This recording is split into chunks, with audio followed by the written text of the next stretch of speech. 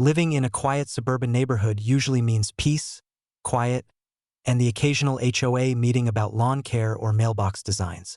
But nothing about this past week was typical. It all started when the HOA board passed a controversial new rule banning the use of hunting rifles anywhere on the property, including residents' own land. The irony? That very same day, a herd of wild boars descended upon the neighborhood, turning everything upside down. I've been a lifelong hunter, raised by my grandpa who taught me respect for the land and how to protect your property from wild animals. Our community borders a large forest preserve, so encounters with wildlife aren't unusual. But in recent years, the wild boar population exploded. These feral pigs are destructive and dangerous, known for tearing up yards, gardens, and even causing traffic accidents.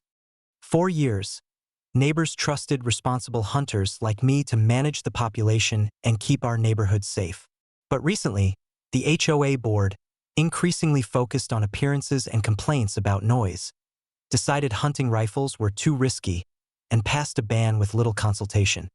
I argued against it, explaining the necessity of controlling the boar numbers, but the board didn't listen. They wanted a quiet, pristine neighborhood at any cost. Then came the day the ban took effect.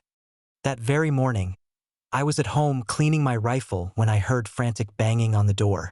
It was Mrs. Lawson, a neighbor down the street, shouting about wild boars destroying her garden and chasing her dog. Within minutes, reports flooded in. The wild boars had invaded several yards, overturning trash cans, digging up flower beds, and terrorizing residents.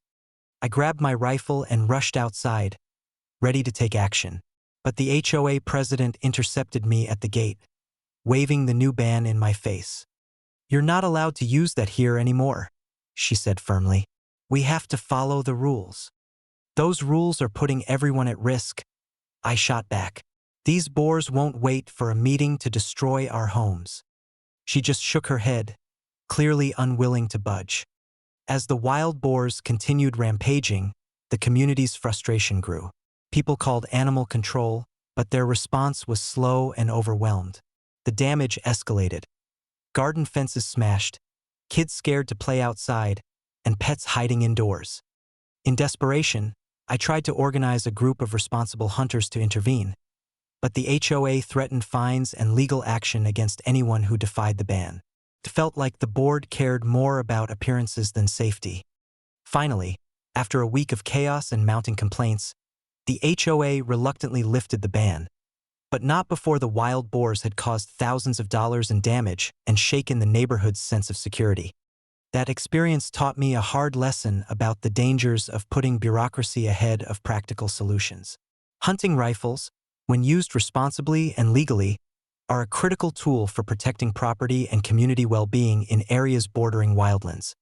Now, the HOA is scrambling to repair fences, negotiate with wildlife authorities, and reconsider their policies. Meanwhile, I'm back in the field, helping keep the neighborhood safe, with the support of most residents who understand that sometimes, tradition and common sense need to outweigh red tape. If you live in an area where wildlife poses a threat, don't let anyone tell you that safety and protection don't matter.